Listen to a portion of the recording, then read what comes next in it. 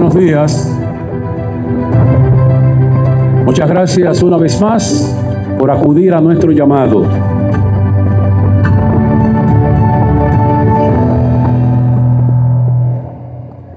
La Voz del Pueblo es un espacio creado por el presidente Leonel Fernández para mantener el contacto con toda la población, sobre todo en el tratamiento de temas trascendentes que tienen que ver con el desarrollo diario de la República Dominicana. En estos días hay varios temas y sobre todo un tema que tiene que ver con reforma fiscal y que puede afectar buena parte de la población su desarrollo. Este espacio llamado La Voz del Pueblo lo utiliza el presidente Leonel Fernández para que a través de los diferentes medios de comunicación llevar el mensaje, su posición con relación a estos temas. Agradecemos la gentileza de todos ustedes por acompañarnos.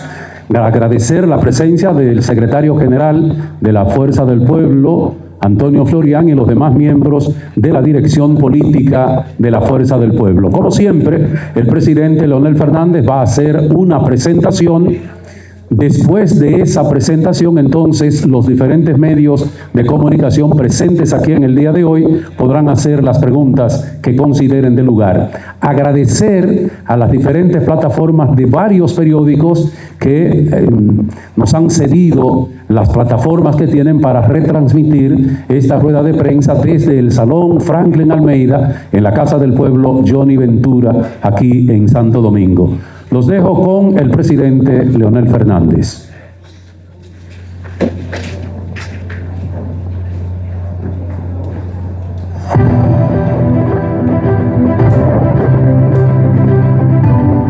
Saludos. Y buenos días para todos, compañeras y compañeros miembros de la dirección política, distinguidos miembros de la prensa nacional, apreciados amigos. Bueno, hoy hemos convocado este encuentro con la prensa para compartir con ustedes la posición que tiene la Fuerza del Pueblo respecto del planteamiento que ha hecho el gobierno, que ellos llaman un plan anticrisis o un proyecto de cómo incrementar los ingresos para el Estado al tiempo que cómo mitigar el impacto de esa crisis. En el fondo es una propuesta de reforma fiscal. Entonces quiero que podamos compartir con ustedes esto que tenemos para hoy. Bueno, lo que acabo de decir, ¿no? El gobierno plantea medidas pro crecimiento económico, simplificación tributaria y mitigación de la crisis internacional. Han buscado un título para encubrir un tema que es reforma fiscal. Hablan de crisis, que es para mitigar la crisis. Uno se pregunta, ¿pero cuál crisis? ¿De qué crisis están hablando? Porque aquí nos vamos a encontrar con unas narrativas en conflicto. Para el Banco Central todo está muy bien. Entonces eso choca con lo que plantea Hacienda. Vamos a ver. Por ejemplo, el Banco Central el 3 de junio de este año planteó que, considerando la incertidumbre creada por el conflicto, a pesar de todo eso, el comportamiento de la economía dominicana se ha caracterizado por su resiliencia. Ha registrado una mejoría en los primeros meses de 2026. Es decir, que a pesar de los problemas que hay con el conflicto en el Medio Oriente, el Banco Central dice que la economía dominicana es resiliente y que al revés ha crecido un 4%. ¿Ah? La economía creció 4% entre enero y abril 2026. Impulsado principalmente, entonces, indica los sectores. ¿Cuáles son los sectores? Bueno, que la construcción, manufactura, zonas francas, hoteles, bares y restaurantes. Entonces, para el Banco Central no hay crisis, al revés, estamos bien, estamos creciendo, la economía es resiliente, la construcción va avanzando, el turismo va avanzando, todo perfecto. Entonces, ¿cómo es que el gobierno habla de crisis y presentar un proyecto anticrisis? Bueno, conforme a ese criterio de crisis. Está bien, creo que Omar quiere pasar ese micrófono también. ¿Se escucha bien? ¿Se escucha? Cuando me alejo, no. Gracias. Bueno, entonces ahora me puedo alejar y ustedes me siguen oyendo. Qué bien. O sea que mi voz no está en crisis. El 30 de abril, el gobierno convocó un consejo de gobierno para anunciar medidas de austeridad y conforme a esas medidas iban a recaudar 40.000 millones de pesos. O sea, aplicando políticas de recorte. Bien, entonces, a pesar de que el gobierno se planteó tomar medidas para recortar, como sería comprar menos vehículos, disminuir los gastos de publicidad, de viáticos, incrementar la nómina pública, todo eso se reducía. Y con eso el gobierno pretendía conseguir 40.000 millones de pesos. Bien. Entonces, reforma fiscal a la vista, el gobierno fija su objetivo para el 2021. Ustedes dirán, ¿y por qué nos fuimos ahora hacia atrás? Porque queremos demostrar que el gobierno siempre ha querido presentar una reforma fiscal. Ahora bien, nosotros en la Fuerza del Pueblo reconocemos que en la Ley de Desarrollo Nacional 2030 se planteó la necesidad de una reforma fiscal. Y todavía eso está pendiente en la República Dominicana. Una reforma fiscal en razón de que los ingresos que recibe el Estado, de tan solo 14.7% de los ingresos fiscales, está por debajo del promedio latinoamericano, que es un 21%. O sea, el Estado dominicano es realmente un Estado pobre. Necesita incrementar los ingresos, pero también hay un timing, hay un momento. En el 2021 no era posible, estamos todavía en medio de la pandemia. ¿Y qué generó la pandemia? Una contracción de la economía, menos 6.7%. En medio de una contracción económica nadie plantea reforma fiscal, porque significa, ¿verdad?, gravar los ingresos de la gente cuando la economía está hacia abajo. Por consiguiente, la razón se impuso y el gobierno tuvo que dar marcha atrás. Y no se pudo proceder con esa reforma fiscal del año 2021. Pero volvió en el 2024 con otra reforma fiscal. Fue el momento óptimo, el momento oportuno. Habían pasado las elecciones en el mes de mayo, estamos hablando de octubre del 2024. Hasta durante la campaña electoral, como candidato de oposición, decíamos que había que realizar una reforma fiscal. De manera que el 2024 fue el momento óptimo, el más adecuado para llevar a cabo la reforma. ¿Pero qué ocurrió? Que no plantearon una reforma, plantearon una catástrofe. Y por consiguiente, la única virtud que tuvo esta propuesta fue haber unificado a todo el país en su contra.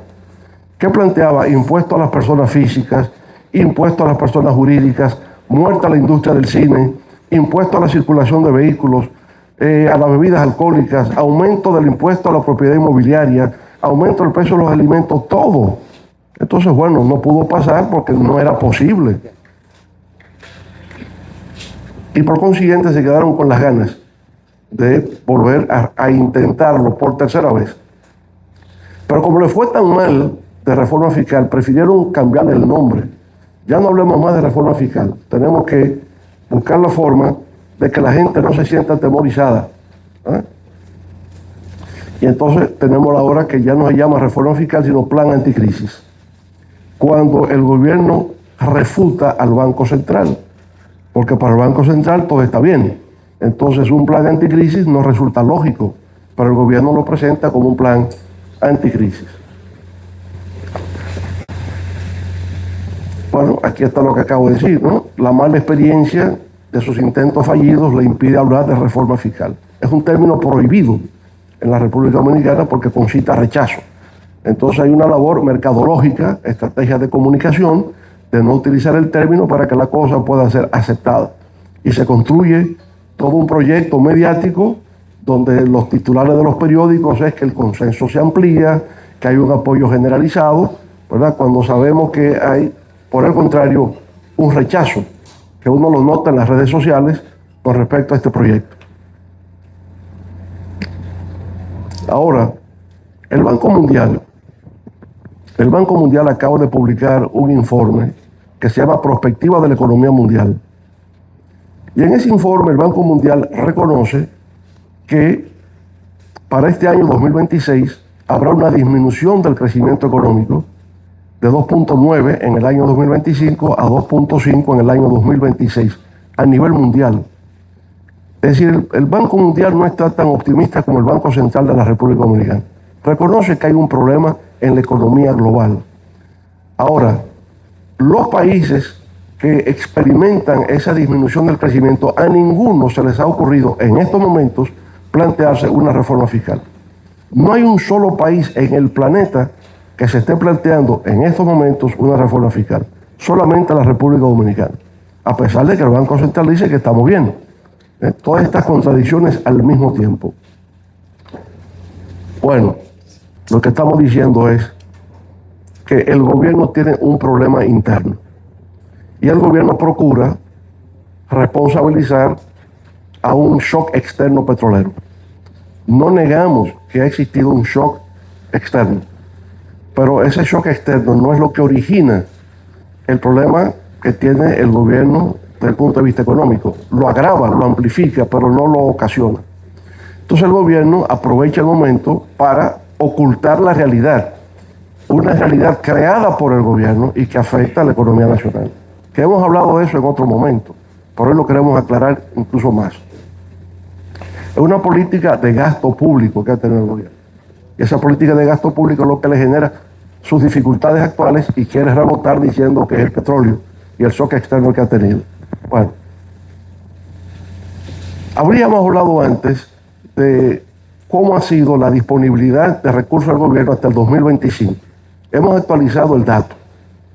Del 2020 hasta el 2026, el gobierno ha contado con una disponibilidad de 8.6 trillones de pesos, o lo que es igual, 8.600.000 millones de pesos. 8.600.000 millones de pesos este gobierno ha tenido en los últimos 6 años. Eso es más que los recursos de todos los gobiernos desde que se fundó la República al día de hoy. De manera que el gobierno puede quejarse de no haber contado con recursos. Los ha tenido de sobra. El problema es qué ha hecho con esos recursos. Entonces, lo que vemos es que ha habido un aumento del gasto público, creció en un 87.5%. O sea, el gobierno tiene todos esos recursos y lo que hace es que aumentó el gasto. Ok. Y ese gasto representa el doble de la inflación acumulada durante esos 6 años.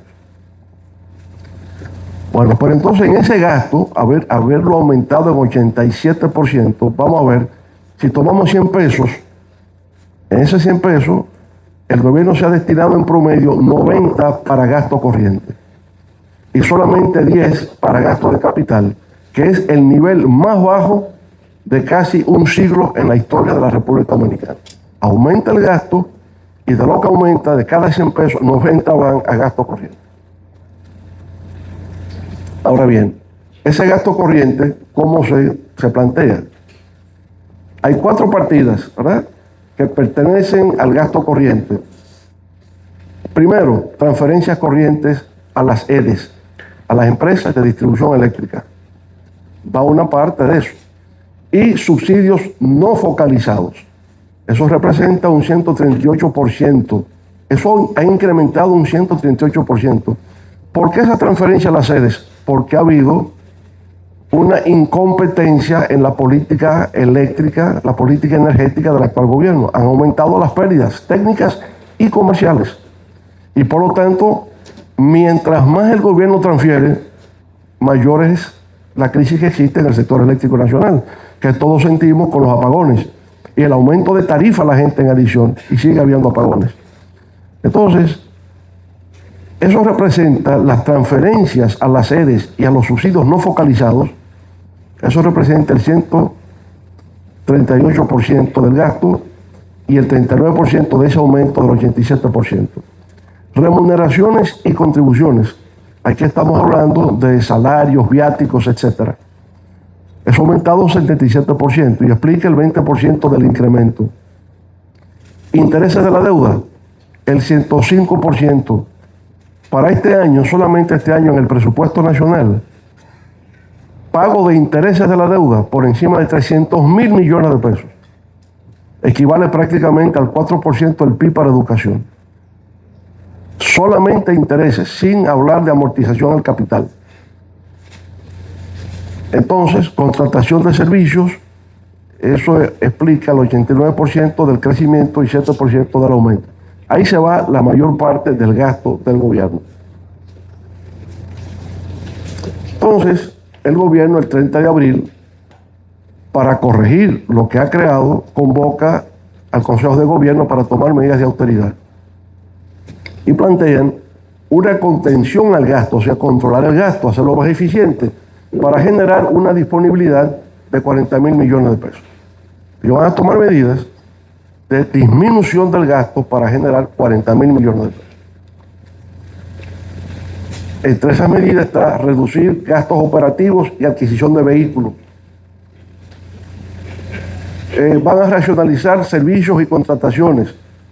Van a disminuir la compra de combustibles y publicidad. Y habrá una reducción de transferencias corrientes a organismos autónomos del Estado. Sobre esa base ellos van a conseguir 40.000 millones de pesos. Entonces, la Dirección General de Presupuesto, ¿verdad?, estableció un tope de 13.000 millones de pesos para subsidios. En el presupuesto 2026, hay 13.000 millones de pesos que irían a subsidios, sobre todo en el caso de los combustibles. Si los precios de los combustibles suben, el gobierno no quiere transferir el precio al consumidor. Entonces tiene 13.000 millones de pesos para subsidiarlo y que el precio se pueda congelar, o que no suba tanto que impacte negativamente la economía nacional. Bueno, entonces eso está en el presupuesto.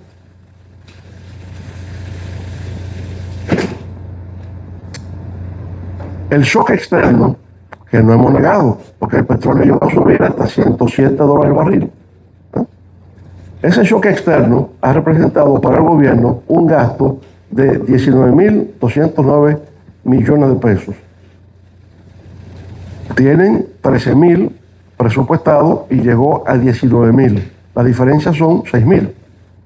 O sea, he gastado 6.000 más de lo que se había presupuestado a mitad del año. Gastó 2.000 millones en fertilizantes. El precio de los fertilizantes subieron y el gobierno subsidió con 2.000 millones para producción agropecuaria. De manera que el total de gasto fue de 21.000 millones de pesos, había presupuestado 13.000. La diferencia es 8.000 millones. Hay 8.000 millones de pesos más de los 13.000 que habían previsto.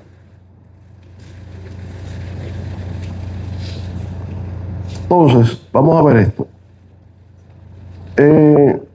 Si el precio del petróleo, West Texas, vamos a ver, este aquí a 105 pesos, eso nos generaría, entonces, al año serían 39.462 lo que el gobierno tendría que pagar de subsidio. Si el precio fuera $105 el barril. A $105 el barril, subsidio a la fecha, o sea, de enero a junio, sería de 19.209, el último, ¿verdad? Si fuera de $100 el barril, entonces serían igual 19.000 y al año bajaría a 32.000. Si fuera 95.000, sería 25.000 al año. Si fuera 90.000, serían 18.000. Vamos a decir a 80. Si está a $80, entonces a la fecha ha gastado los 19.000 que hemos dicho, más los 2.000 de los fertilizantes son 21.000.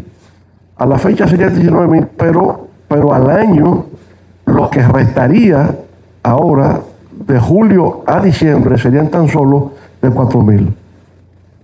¿Me siguen? Bueno, entonces si lo que resta con el shock es 4.000, ¿por qué el gobierno quiere 40.000? Ese es el tema. Lo único que nos faltaría, y bueno, ya estamos viendo que se ha firmado un memorándum de entendimiento entre Irán y los Estados Unidos, y ya hoy el petróleo está a $77, hoy. Y la tendencia es que va a seguir bajando, porque el conflicto se está despejando. Bien. Entonces, hoy, 16 de junio, ¿qué es lo que pasa el día de hoy? Bueno, el Dow Jones, el índice industrial de los Estados Unidos, lidera alzas en Wall Street, mientras el petróleo cae a mínimos de más de 3 meses. Entonces, el petróleo ha caído, fruto de ese acuerdo, y hoy está a $77. Con lo cual, incluso sería menos de 4.000 millones de pesos lo que necesitaría el gobierno para cubrir lo que falta de aquí a diciembre de este año. Entonces, ese acuerdo de entendimiento para la paz en el Medio Oriente. El petróleo, acabo de decir, ha caído a menos de $80 el barril. Y la tendencia será a una mayor disminución durante el año, porque hay un interés del gobierno norteamericano de llegar a esa paz. La razón, elecciones en noviembre. Las elecciones en noviembre, si no hay un acuerdo, los precios van a subir, habrá un tema inflacionario y el Partido Republicano va a perder la Cámara de Representantes y va a perder el Senado. Y ellos no quieren eso. Por tanto, quienes realmente están interesados en alcanzar la paz es el gobierno de Estados Unidos. Por esto, la tendencia a bajar el precio del petróleo.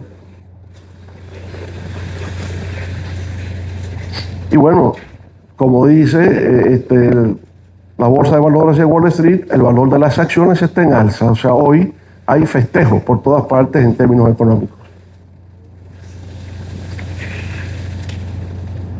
Entonces, si los precios tienden a bajar, los subsidios se reducen a un máximo de 4.000 millones de pesos, manteniendo un rango entre 80 y 84, que incluso puede ser menor. Podría el petróleo seguir bajando. Y por lo tanto, yo no veo dónde sale la necesidad de los 40.000 millones. Serán 4.000 o menos de 4.000 millones. Con el precio del barril a $77, el subsidio se reduce a un máximo de $888, 888 mil pesos, millones de pesos, 889 millones de pesos. Ni siquiera llega a 1.000, ni siquiera llega a 1.000 millones. Sí se mantiene en ese rango de $77 el barril. Con recaudaciones de 40.000 millones por política de austeridad, o sea, si el gobierno es efectivo con su política de austeridad de los 40.000 millones, va a tener un superávit de 36.000, porque no va a pagar 880 millones solamente por el subsidio. O sea que va a tener sobrante 36.000 millones de pesos con la política de austeridad. Entonces, recursos procurados por shock externo, producto de conflicto en el Medio Oriente, por consiguiente, resultan innecesarios. Ya hoy día no se necesita eso. Y miren qué día ha caído justamente cuando los periódicos de hoy, la prensa mundial muestra la caída de los precios del petróleo y el alza del valor de las acciones en los mercados bursátiles. De manera que lo que estamos diciendo tiene la evidencia de lo que está aconteciendo en el día de hoy a escala internacional y en Wall Street, ¿verdad?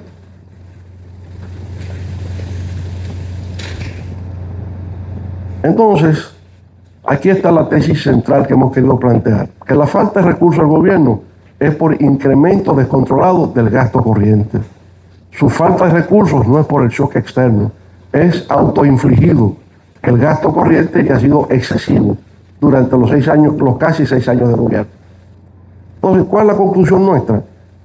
La conclusión es que si no es necesario, si lo que va a tener es un superávit de 36.000 millones de pesos, la Fuerza del Pueblo propone retirar, que el gobierno retire todas las propuestas de aumento de impuestos por ser innecesarios e injustificables. Nuestro primer planteamiento. Es decir, retirar todo lo que implique aumento de impuestos. Segundo, someter una reformulación del presupuesto del 2026 para reducir y reorientar partidas.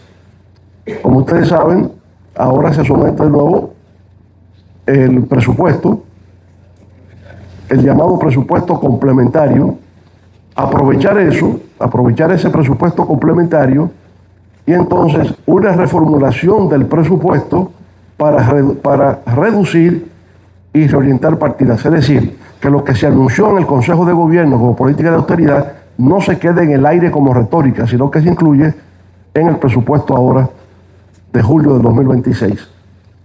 Consignar en esa revisión los principales elementos planteados en el plan de austeridad para conferirle sentido de legalidad. O sea, se hace legal porque se incluyó en ese presupuesto complementario. Tercero, planteamos cumplir con el Código Tributario en cuanto a la indexación total de salarios. Se plantea en la propuesta que ellos hacen, pero ¿qué va a ocurrir con esto? Le digo más adelante. Volver a la deducción total de los gastos educativos. Someter para aprobación todos los proyectos de flexibilización fiscal propuestos por la Fuerza del Pueblo a través del senador Omar Fernández. Porque resulta que lo que ellos recogen en su plan anticrisis de flexibilización fiscal lo había sometido a la Fuerza del Pueblo. El senador Omar Fernández justamente sometió todo eso. Ellos lo recogen como de ellos. Y resulta que eso le había dicho la Fuerza del Pueblo. La parte positiva que eso tiene es una obra de la Fuerza del Pueblo. Entonces pedimos que se someta para aprobación todo eso, que había sido sometido desde hace tiempo. Entonces es el momento para que lo aprueben. Eso implica eliminar anticipos para las MIPYMES y para el sector agropecuario, eliminar impuestos a hipotecas y a la constitución de compañías. Todo eso está previsto en los proyectos de la Fuerza del Pueblo. Entonces, como eso está previsto, nosotros entendemos que eso es lo que tiene que aprobarse. Y no es el plan anticrisis, sino las propuestas de la Fuerza del Pueblo en el Senado de la República. Muchas gracias. Bien, esta ha sido la presentación del presidente Leonel Fernández este día en La Voz del Pueblo. Preguntas de los periodistas.